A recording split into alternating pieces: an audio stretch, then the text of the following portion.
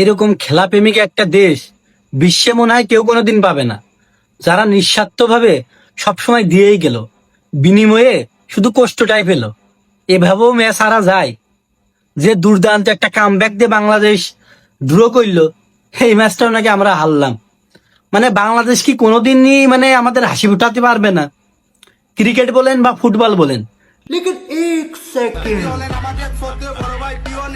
মানে বাংলাদেশ হংকং যে football match হয়েছে, আমাদের মানিক ভাই হচ্ছে যে ওই ম্যাচ নিয়ে কথা কইলো।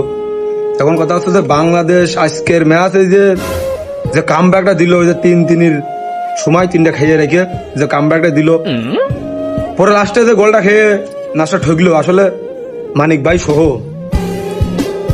সহ ডক্টর ইউনিসির এনসিপি সহ আওয়ামী লীগ, বিএনপি, তারপরে জামাতে ইসলামী, দাড়িপাল্লা, পান পাতা, আরো যত দল আছে, এরশাদ পার্টি বলেন, জাসদ পার্টি বলেন, যাই বলেন, মানে বাংলাদেশের আনাচে কানাচে যত পশু পাখি প্রাণী সব আছে, বাংলাদেশের মানচিত্রে আছে, সবাই খুবই কষ্ট পেয়েছে।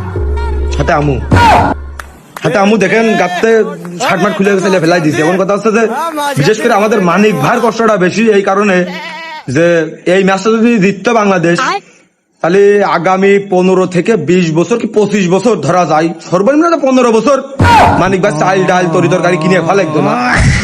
বাফুফের সভাপতি কিন্তু দিয়ে যাইতো, এরকম আর্জেন্টিনাতে মানিক ভাই দিয়ে যায় সাপোর্টের কারণে।